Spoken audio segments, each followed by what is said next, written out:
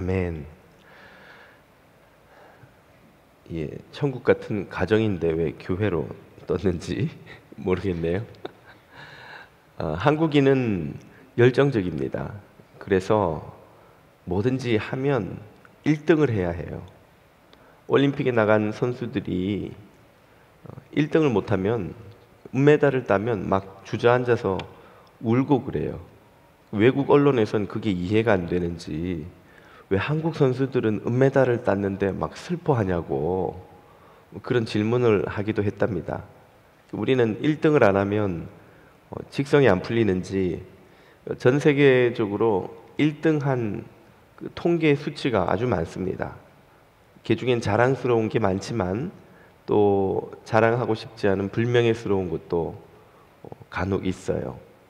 OECD 국가 중에서 자살률 1위, 대기 오염률 1위, 거기다 노인 빈곤율 1위.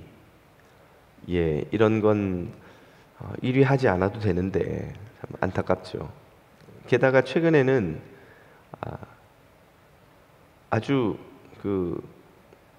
뭐랄까요, 주목을 받은 OECD는 뭐 당연하고 전 세계를 통틀어도 압도적인 수치로 1위를 한 통계가 있습니다. 예, 바로 합계 출산율 최저 수치 1위입니다. 예, 지금 보시는 것은 한국 사회의 합계 출산율이 어떻게 추락하고 있는가를 보여주는데 2021년에 0.81명까지 떨어졌다는 뉴스를 여러분 다 들으셨겠지만 작년에는 여기서 더 내려가서 0.78명까지 떨어졌습니다. 올해는 뭐 통계가 해를 넘겨봐야 나오겠습니다만은 결코 올라가지는 않을 것 같죠.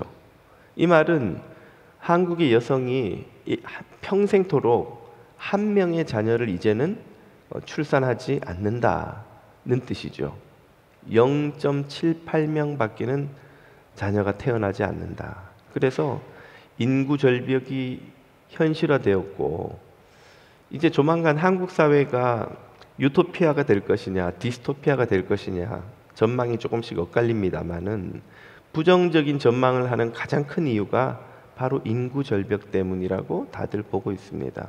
인구가 이렇게 줄어들면 경제 성장 동력이 떨어지는 것은 말할 것도 없거니와 각종 사회 문제를 이제 피할 수가 없다는 것이죠. 예.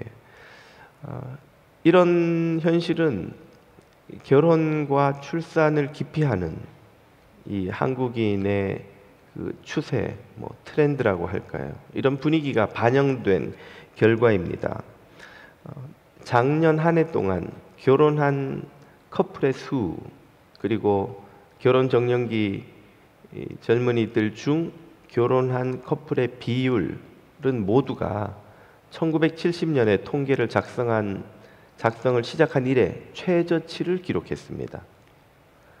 또 한국인에게 물어보면 결혼을 반드시 혹은 반드시는 아니래도 해야 한다, 결혼이 필요하다고 답한 이는 43%에 불과했는데 결혼을 반드시 할 필요가 없다, 하지 않아도 괜찮다 라고 답한 비율은 51%에 달했습니다.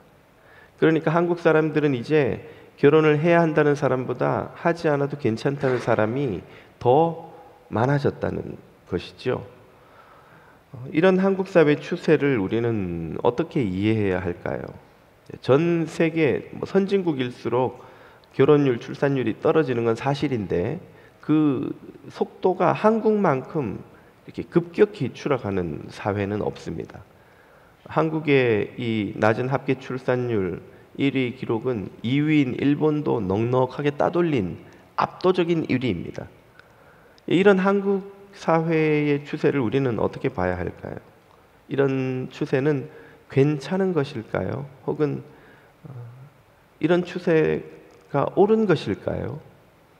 예, 이런 세상의 풍조를 성경은 어떻게 보는지, 또 하나님의 뜻은 무엇인지, 이 어버이 주일, 마더스데이, 또 가정의 달을 맞아서 우리가 한번 생각해 보지 않을 수가 없습니다. 예, 하나님은 여기에 대해서 뭐라고 말씀하실까요? 여러분은 결혼을 사람이 왜 해야 한다고 생각하십니까? 혹은 여러분은 왜 결혼을 하셨습니까? 한번 떠올려 보시죠. 진화론자들에게 만일 결혼을 왜 하는가 물으면 그들은 이렇게 답할 겁니다. 우리 DNA 안에 종족 번식의 그 욕구가 새겨져 있어서 어떻게든 종족을 많이 번식시키려면 결혼이라는 제도가 제일 효율적이니까 결혼을 우리는 할 수밖에 없는 것이다 라고 하겠죠. 낭만적인 사람에게 물으면 그야 사랑 때문에 하는 거지 라는 답이 나올 겁니다.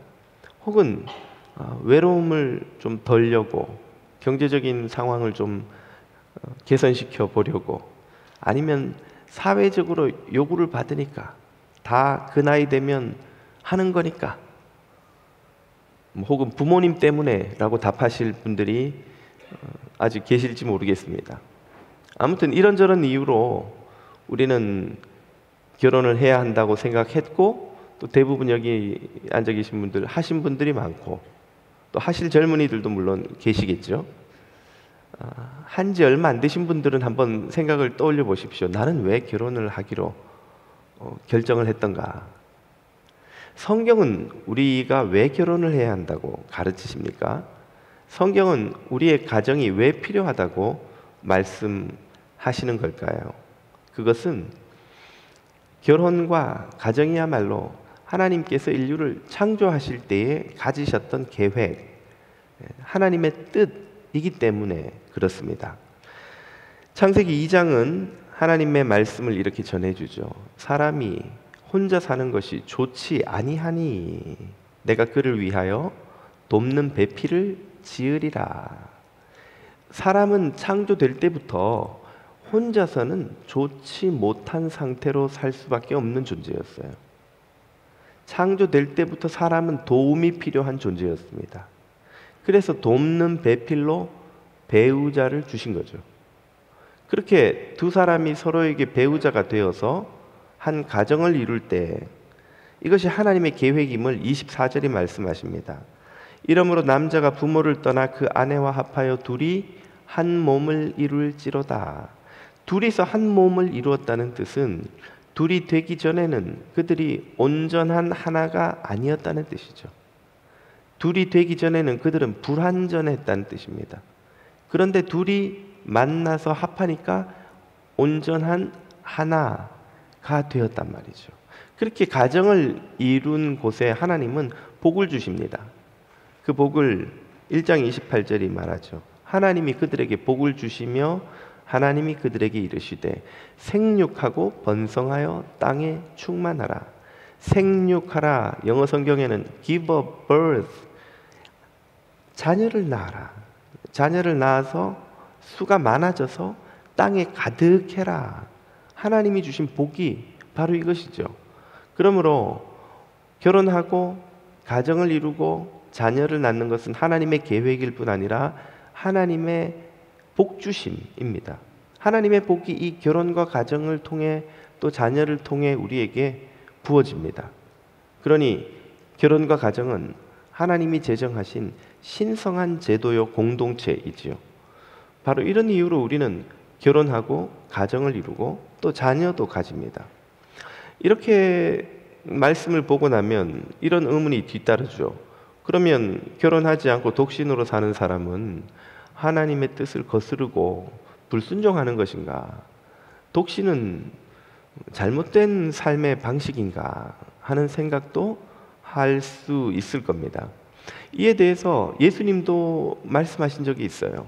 바리새인들이 예수님에게 와서 결혼과 이혼에 대해 질문을 하자 예수님이 답을 하시는 중에 독신의 삶을 설명하십니다.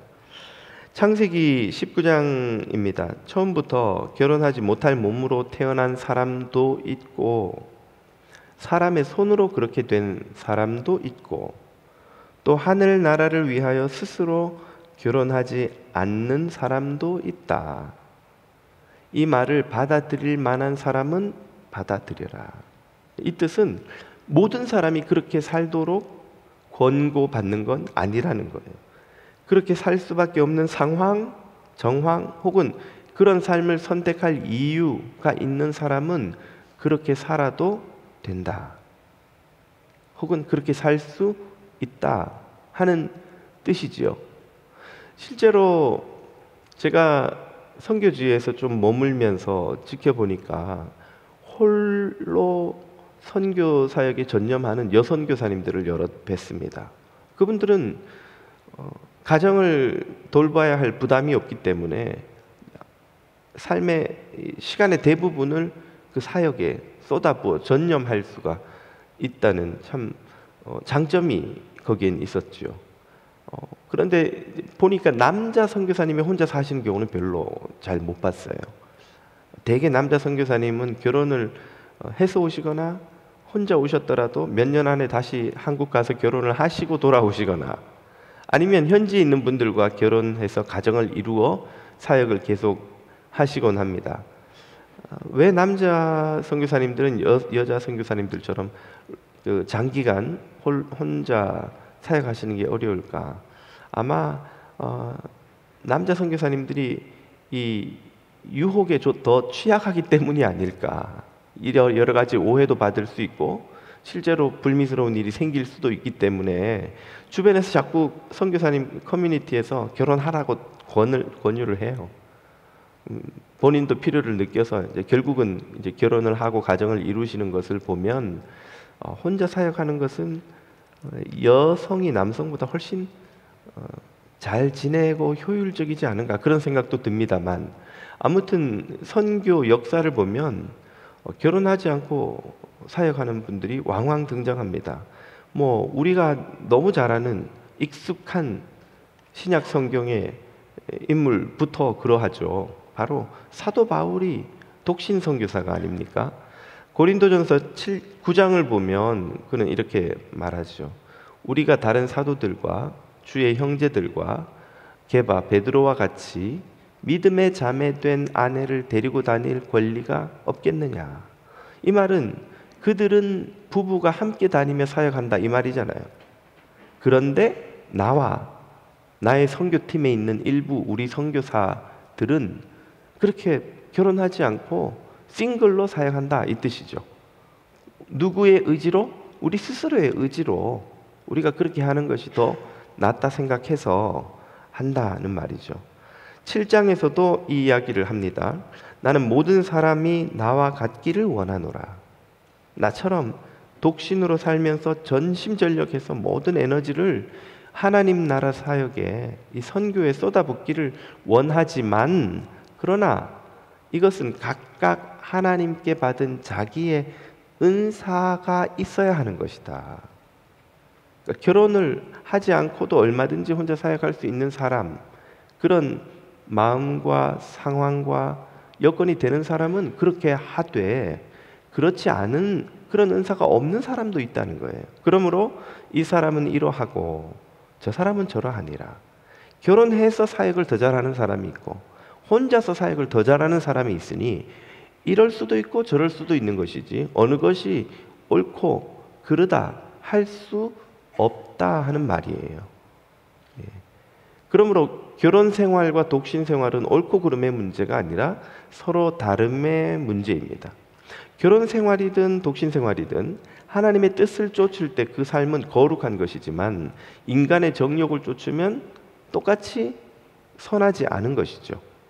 결혼 생활도 하나님이 맡기신 사명을 감당하기 위한 삶이면 그것은 선한 결혼 생활이 되지만 인간의 정욕, 필요, 욕심을 쫓아서 한 결혼과 가정이라면 그건 선하지 않다는 뜻입니다. 독신 생활도 하나님을 섬기고 이웃을 더 잘 섬기기 위해서 선택한 것이라면 선한 것이지만 그저 결혼해서 겪을 이런저런 갈등, 져야 할 부담, 성가신 의무가 귀찮아서 그런 것을 지지 않으려고 하는 독신 생활이라면 그것은 선하지 않다는 것이죠.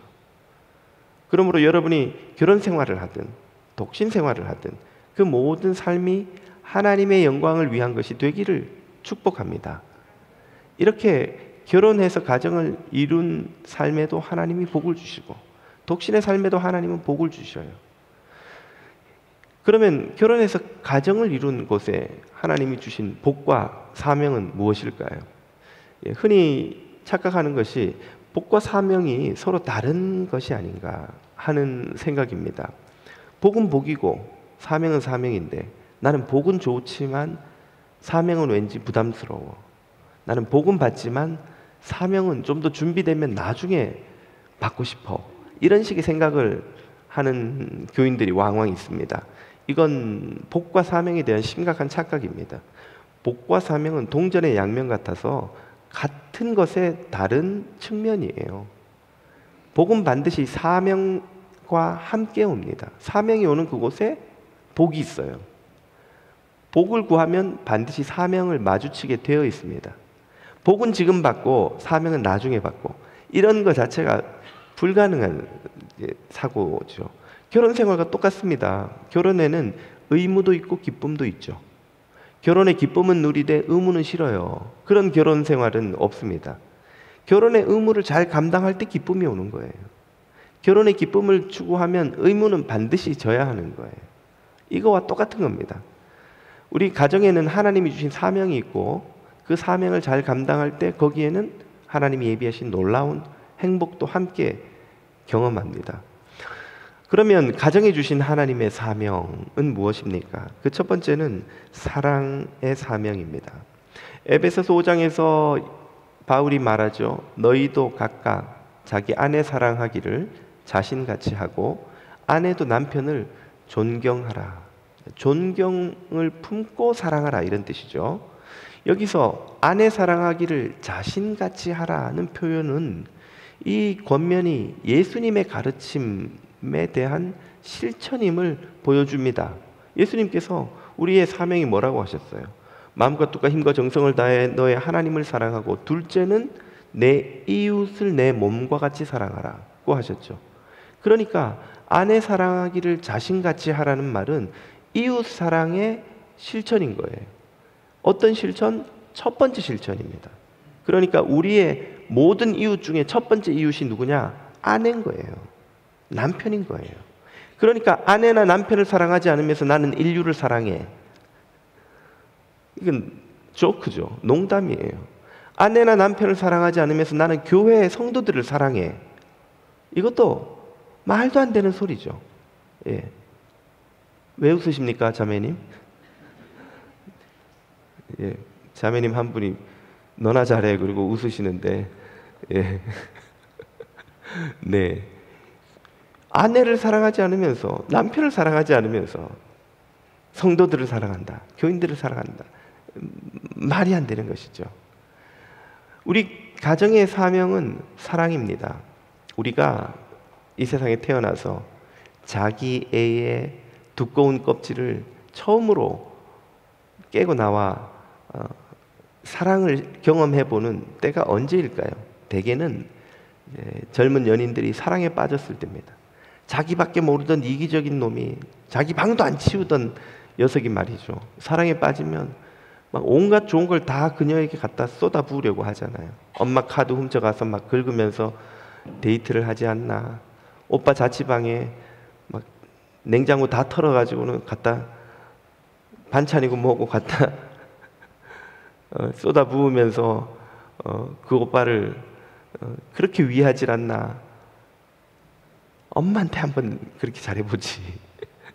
사랑에 빠진 젊은이들은 자기 애의 두꺼운 껍질을 깨고 나오는 경험을 합니다. 그리고 그 사랑이 영원할 줄 알고 결혼하죠. 그리고는 얼마 지나지 않아서 그 자기가 믿었던 사랑이 얼마나 부조리하고 모순되고 환상에 불과했는가를 금방 깨닫게 되죠. 그리고는 그렇게 좋아서 못 살았던, 그래서 결혼까지 할 수밖에 없었던 그녀가, 그 오빠가 그 인간과 그 왼수로 바뀌는 데는 그렇게 시간이 오래 걸리지 않아요. 아침에 눈 뜨면은 이 남자를, 이 여자를 매일 봐야 한다는 사실에 처녀 때, 총각 때 감동도 사라지고, 그때부터 갈등의 골짜기를 지나기 시작합니다. 바로 그때부터 사실은 진짜 사랑의 사명을 배울 기회가 생기는 것입니다. 자신의 사랑이 부조리하고 부실하다는 것을 깨닫는 순간 그녀와 그 남자를 사랑할 수 있는 길이 무엇인가를 찾지 않으면 안 되죠.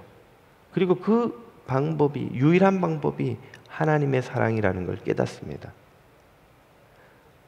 그의 약점과 허물과 온갖 잘못을 다 알고도 깨닫고도 그를 사랑할 수 있는 유일한 길이 하나님의 사랑인 것을 깨닫지 못하면 결국 많은 갈등과 고통을 이겨낼 방법이 없죠. 그 모든 허물에도 불구하고 그를 사랑할 수 있는 방법, 하나님의 사랑을 배우기 시작하는 겁니다. 그리고 그 사랑을 배우기 시작할 때 비로소 우리는 주님의 마음을 조금씩 알아가고 주님을 조금씩 닮아가는 것이죠. 그러므로 결혼과 가정을 통해서 우리는 사실은 영적 훈련, 영성 훈련을 받는 것입니다. 결혼과 가정은 우리를 주님을 닮은 모습으로 훈련시켜가는 하나님의 훈련터예요. 훈련의 장이에요. 이 세상의 가정만큼 우리를 더 훈련을 잘 시켜서 주님을 닮아가게 만드는 곳이 세상에는 없습니다. 이 가정에서 우리는 주님을 닮아가고 주님의 사랑을 배우는 것이죠. 여러분의 가정은 어떠합니까? 여러분의 가정에도 인간의 사랑을 넘어서는 하나님의 사랑이 있습니까? 그 사랑이야말로 여러분의 가정을 진짜 천국으로 만드는 유일한 능력이자 비밀입니다. 하나님의 사랑을 배우고 하나님의 사랑으로 천국이 되는 여러분의 가정 다 되시기를 주님 이름으로 축복합니다. 가정의 두 번째 사명은 돌봄입니다. 돌봄이란 우리의 의식주를 포함해서 복지와 의료를 포함한 우리의 필요를 채우고 공급하는 그런 행위를 말하는 것이죠. 바로 이런 돌봄이야말로 이 세상에 하나님이 가정을 두신 이유입니다. 디모데전서 5장에서 사도 바울이 말합니다. 누구든지 자기 친족, 특히 자기 가족을 돌보지 아니하면 믿음을 배반한 자요 불신자보다 더 악한 자니라. 여기서 가정은 돌보는 곳으로 소개되죠. 가족은 서로를 돌보는 관계라고 소개합니다. 예나 지금이나 동서고금을 막론하고 인류는 가정을 통해서 생존과 복지에 필요한 거의 모든 돌봄을 다 공급해 왔습니다. 부부는 서로를 돌보지요. 부모는 자녀를 돌보지요. 자녀는 부모를 돌봅니다. 서구 선진국이 발전해서 사회복지 시스템으로 이런 가정의 돌봄 기능을 많이 보완해 주기는 하지만 그것은 어디까지나 보완이지 대체일 수가 없습니다. 어떤 정부도 인류가 가정을 통해 받는 그 돌봄을 대체할 수 있을 만한 능력이나 재정이나 시스템을 갖춘 정부, 사회, 시스템은 세상에 존재한 적도 없고 존재할 수도 없습니다. 정부 예산에 전부를 쏟아부어도 이것을 대체할 만한 시스템을 만들지, 유지하지 못할 겁니다. 한때 지난 세기에 공산주의 사회에서 이런 실험을 한 적이 있습니다. 젊은이들, 생산 활동이 가능한 인구의 생산성을 극대화시키기 위해서 아이들은 정부가 만든 보육원에 다 보내고 노인들은 정부가 운영하는 양로원에 싹 다 보내고 젊은이들은 하루의 대부분을 생산 활동에 쏟아붓는 거예요. 시간은. 그래서 생산성을 극대화시키겠다는 계획이었죠. 그 결과는 무엇입니까? 생산성이 말도 안 되게 추락해버린 것은 말할 필요도 없고 수천 년 동안 가정이 발견하고 전수하고 다음 세대에 상속해준 인류의 고귀한 가치, 윤리와 도덕과 전통과 관습과 공동체 사람들이 상호작용하는 그 관계에서 경험하는 모든 좋은 것들이 다 파괴되고 상실되고 잃어버리는 비극적인 참 비참한 결과를 가지고 왔습니다. 그 결과를 우리가 지난 세기 역사에서 다 보지 않았습니까? 가정을 대체할 수 있는 어떤 정부도 어떤 사회 시스템도 어떤 기관도 세상에는 없습니다. 여러분 중에 누가 태어나면 부모의 품에 안기는 대신 보육원에서 자라기를 바라시겠어요? 누가 청소년기를 가족과 형제, 남매, 오빠, 동생들과 함께 사는 대신 정부가 운영하는 기숙사에 들어가서 살면서 수업만 받기를 바라시겠습니까? 누가 여러분이 더 이상 노동을 할 수 없는 연령이 되면 정부가 운영하는 시설에 들어가서 남은 생을 홀로 보내기를 바라시는 분이 누가 계십니까? 이 세상에 어떤 시스템도 가정을 대체할 수 없습니다. 가정이 공급하는 이런 돌봄을 제공할 수가 없는 거예요. 그렇기 때문에 성경은 우리에게 가족을 서로 돌보라는 이 사명을 주신 거죠. 이것은 사명인 동시에 이미 말씀드렸듯이 복입니다. 우리는 누군가를 돌볼 때에 큰 보람과 기쁨을 누리는 거예요. 자녀를 양육하는 것은 얼마나 성가시고 힘든 일입니까? 하지만 거기에는 말할 수 없는 보람과 기쁨이 있는 거예요. 동시에 우리는 누군가로부터 돌봄을 받을 때에 큰 감사와 은혜를 경험하며 겸손한 마음으로 살아가는 겁니다. 우리는 누군가의 호의와 사랑을 의지하지 않고는 살아갈 수 없는, 우리는 자존하는 존재가 아니라 의존적 존재라는 것을 인정하고 우리의 삶 자체가 은혜의 바다 위에 떠 있다는 것을 겸손히 인정하는 존재로 살아가는 것이죠. 돌봄은 사명이자 의무인 동시에 복이자 은혜입니다. 우리가 서로를 돌보는 그 순간에 우리는 진정한 인간으로 살아가는 것이고 하나님의 피조물로 살아가는 거예요. 여러분의 가정에 이런 돌봄이 충만하기를, 그래서 기쁨과 보람과 행복과 은혜가 충만하기를 주님의 이름으로 축복합니다. 가정의 세 번째 사명은 양육입니다. 양육은 정신과 육체가 건강한 상태로 다음 세대를 사회에 공급하는, 공급이라는 표현이 좀 그렇습니다만 그런 행위죠. 특별히 우리 그리스도인의 가정은 하나님의 사람, 하나님 나라의 일꾼을 잘 길러내어 다음 세대의 복음을 책임지게 전수할 그런 책임이 있습니다. 양육의 책임이 있죠. 에베소서 6장은 그 부모의 양육의 책임을 이렇게 두 가지로 설명합니다. 또 아비들아, 부모들은 말이죠, 너희 자녀를 노엽게 하지 말고 오직 주의 교훈과 훈계로 양육하라. 여기에 양육의 중요한 두 가지 원칙이 나옵니다. 첫째는 주의 교훈과 훈계로 양육해야 하며, 둘째는 그래야 자녀를 노엽게 하지 않은 채 양육할 수 있다는 말이죠. 왜 우리는 주님의 교훈과 훈계로 자녀를 양육해야 합니까? 그렇지 않으면 결국 우리가 가진 것으로 양육할 수밖에 없기 때문에 그런 거예요. 우리가 가진 게 뭡니까? 여러분, 콩 심은 데 팥이 나지 않고 팥 심은 데 콩이 나지 않는 것처럼, 냉장고에 아이스크림만 넣어 놓으면 열흘이 있다 열든 1년이 있다 열든 거기서 과일이 튀어나오지 않는 것처럼 아이스크림을 넣으면 아이스크림만 나오는 거예요. 과일을 넣어놨으면 문을 열면 과일만 나오는 거예요. 그러므로 우리가 주의 교훈과 훈계, 곧 거룩하고 신실한 주님의 말씀으로 자녀를 양육하지 않으면 우리가 가진 것으로 자녀를 양육합니다. 우리가 가진 게 뭔가요? 우리의 경험, 신념, 주관이죠. 그것은 우리가 살아오면서 가졌던 온갖 편견과 아집과 어리석음과 무지와 고집과 상처와 문제가 다 얼룩진 그런 신념이요, 그런 경험이요, 그런 주관이 아니고 무엇입니까? 그런 것으로 자녀를 양육하면 어떻게 될까요? 내가 갖고 있는 온갖 문제를 고스란히 가진 또 하나의 죄인을 길러내는 수밖에 없는 거예요. 내가 살아온 삶의 온갖 아집과 편견을 고스란히 물려준 또 하나의 문제를 안고 살아가는 한 죄인을 길러내는 수밖에 없는 거예요.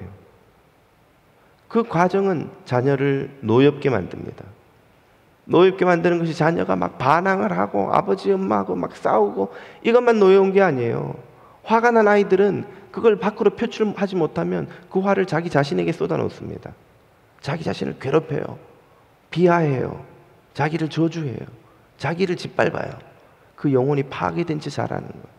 겉모습은 멀쩡하지만 그 영혼은 죄와 악으로 병든 상태로 또 한 명의 죄인으로 태어나는 겁니다. 인류가 바벨탑에서 하나님을 대적해서 짓다가 온 세상에 흩어진 후에 인류의 상태가 그랬어요. 저주를 안고 죄를 안고 반역을 안고 세상으로 흩어진 사람들이 만드는 자녀들과 가정에서 나오는 다음 세대는 어떤 인물들이겠어요? 거기서 거룩한 아브라함이 나오겠습니까? 거룩한 요셉이 나오겠냐는 거예요. 거기서는 바벨탑을 쌓던 엄마 아빠의 후손들이 또 나오는 거예요. 또 다른 바벨탑을 쌓는 아들, 딸이 나오고 손자, 손녀가 나오고 또 그 세대만 계속 나오는 겁니다.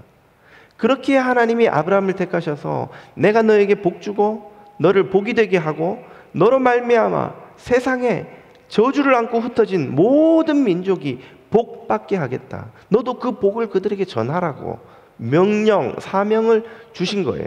아브라함의 사명, 그 후손 이스라엘의 사명, 오늘날 영적 이스라엘로 부름받은 교회의 사명은 바로 하나님이 주시는 그 생명의 복을 세상에 수출하는 겁니다.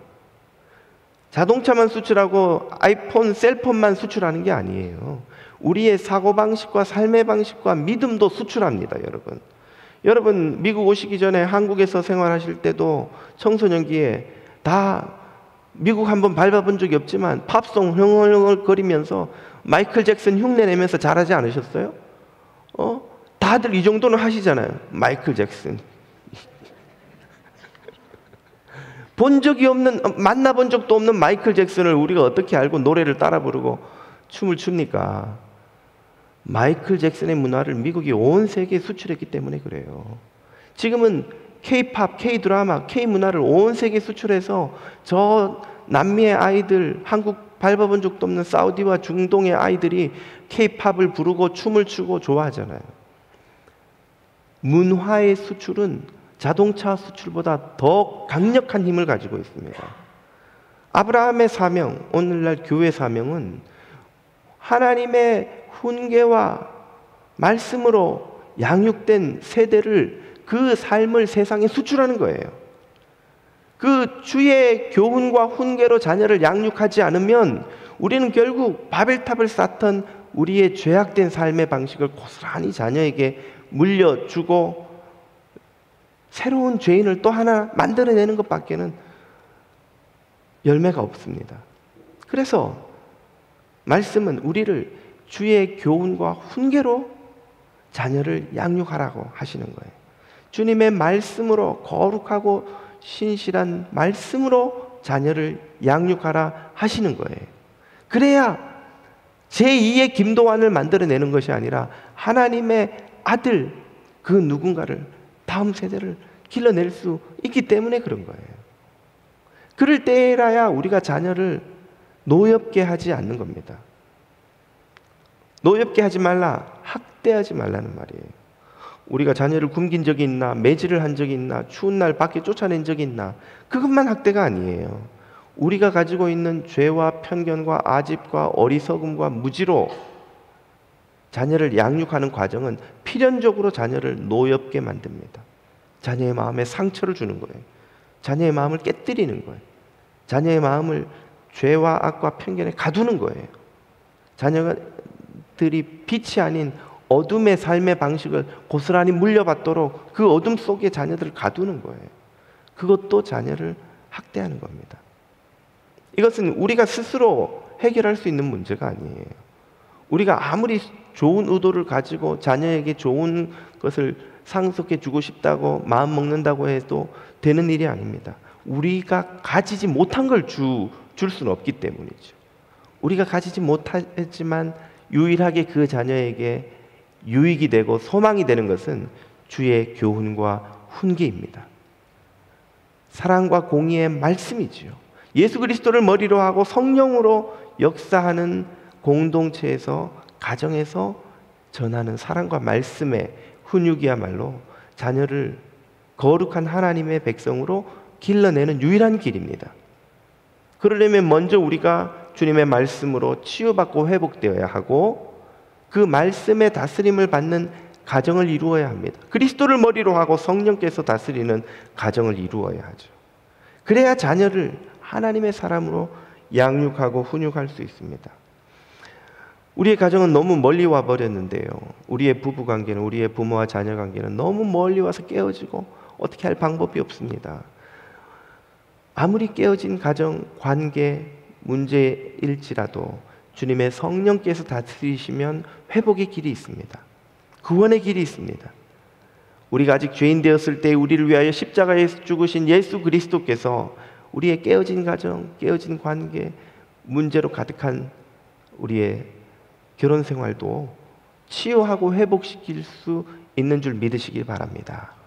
죽은 자를 살리셨다는 것은, 눈먼 자를 뜨게 하셨다는 것은, 앉은 자를 일으키셨다는 것은, 우리가 겪는 어떤 문제든 그분의 손이 닿으면 치유된다는 걸 약속하고 보여주는 증거입니다. 주님께서 그렇게 우리의 가정을 치유하시고 예수 그리스도가 머리 된 거룩한 가정으로 만들어 주실 때 우리의 가정은 세상의 소망과 빛이 되는 것이죠. 말씀대로 소금과 빛의 사명을 감당하는 것입니다. AD 4세기 중반에 로마의 황제였던 줄리아누스는 갈릴리 공방론이라는 글을 남겼습니다. 그는 기독교를 심각하게 박해한 박해자로서 기독교 교리를 공격하는 이 글을 남기면서 기독교를 욕하면서도 한 가지는 인정할 수밖에 없다고 쓰고 있습니다. 그의 글의 한 대목을 보십시오. 유대인은 아무도 구걸할 필요가 없다. 불경한 갈릴리인들조차도 자기네 사람들 뿐 아니라 우리 중에 있는 가난한 사람도 돕는다. 그러나 우리 백성은, 로마인들은 말이죠, 우리 자신에게서도 도움을 받지 못하는 형편이니 얼마나 부끄러운지 모른다. 이것은 로마의 전염병이 돌아서 많은 사람들이 죽어나갈 때의 상황을 묘사하던 구절의 한 대목입니다. 유대인들은 자기들끼리 도와서 가난한 사람이 없고, 기독교인들은 자기들끼리 도울 뿐 아니라 죽어가는 우리 로마인들까지 돌보고 먹여주고 가난한 이들을 챙겨주는데, 우리 로마인들은 서로 다 모른 척하니까 우리가 지금 황제는 기독교를 욕하고 있거든요. 이런 이상한 교리를 믿는 자들보다도 우리가 못하단 말이냐, 그러면서 한탄하고 탄식하는 대목이에요. 로마의 풍조를 그리스도인들이 쫓지 않았기 때문에 박해받고 비판받았지만, 그럼에도 불구하고 그들의 거룩한 삶은 로마인들에게 충격을 주고 반향을 일으켰습니다. 그래서 AD 40년경 5천여 명에 불과했던 로마의 기독교인들은 AD 300년이 이르렀을 때 500만 명으로 1000배로 늘어났습니다. 로마를 가득히 채우기 시작했어요. 그리고 이 21세기에 전 세계 80억 인구의 3분의 1이 자신을 그리스도인이라고 고백합니다. 우리가 하나님의 사명과 복을 쫓는 거룩한 가정을 이룰 때 세상은 우리에게서 소망을 발견합니다. 그리스도인의 가정은 세상에 빛이 되고 소망이 되고 해답이 됩니다. 오늘 여러분의 가정이 예수 그리스도를 머리로 하고 성령님의 다스림을 받는 이런 천국과 같은 가정이 되기를 우리 주님 이름으로 축복합니다.